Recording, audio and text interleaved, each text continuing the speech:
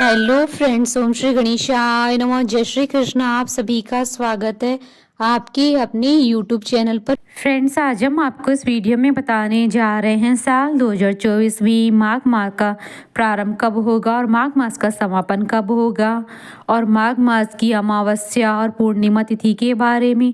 और साथ ही हम आपको बताएंगे माघ मास में क्या कार्य करें और क्या कार्य न करें, और माघ मास के महात्म्य की कथा के बारे में। फ्रेंड्स, वीडियो शुरू करने से पहले आपसे रिक्वेस्ट है, अगर आप हमारे चैनल पर नए हैं और आपने अभी तक चैनल को सब्सक्राइब नहीं किया है तो प्लीज सब्सक्राइब कीजिएगा चैनल को, साथ ही प्रेस कीजिएगा बेल आइकन को, जिससे नए वीडियो से रिलेटेड नोटिफिकेशन आपको तुरंत प्राप्त हो सके। और वीडियो पसंद आने पर वीडियो को लाइक और शेयर जरूर कीजिएगा ताकि सभी भक्तों को इस वीडियो का लाभ प्राप्त हो सके।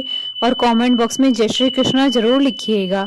पौष पूर्णिमा से माघ स्नान की शुरुआत हो जाती है। माघ पूर्णिमा पर इसका समापन होता है। साल 2024 में माघ मास का प्रारंभ 26 जनवरी 2024 शुक्रवार से होगा और माघ मास का समापन 24 फरवरी 2024 शनिवार को होगा। और माघ मास की मौनी अमावस्या 9 फरवरी 2024 शुक्रवार के दिन है और माघी पूर्णिमा 24 फरवरी 2024 शनिवार के दिन है। मान्यताओं के अनुसार माघ मास में स्नान और दान का विशेष महत्व होता है। इस दिन स्नान व दान करने से पुण्य अर्जित करना श्रेष्ठ माना गया है। धार्मिक मान्यताओं के अनुसार जो भी भक्त माघ माह में गंगा स्नान करता है उससे भगवान श्री हरि विष्णु जी अति प्रसन्न होते हैं और उस पर भगवान विष्णु जी का आशीर्वाद सदैव बना रहता है। हर माह का एक अपना अलग महत्व होता है। माघ मास से एक पौराणिक कथा जुड़ी है जो कि काफी प्रचलित है। कथा के अनुसार गौतम ऋषि ने माघ मास में इंद्रदेव को श्राप दिया था।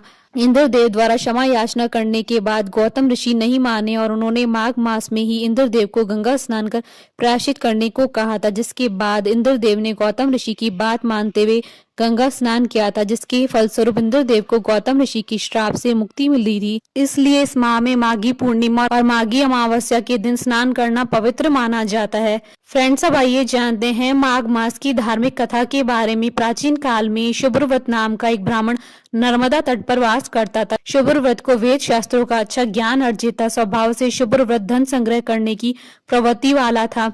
काफी समय बीत जाने के बाद जब वह वृद्धावस्था में पहुंचा तब तक वह कई रोगों से ग्रसित हो चुका था। इस स्थिति में उन्हें आभास हुआ कि उन्होंने अपना सारा जीवन धन संग्रह करने में गवा दिया।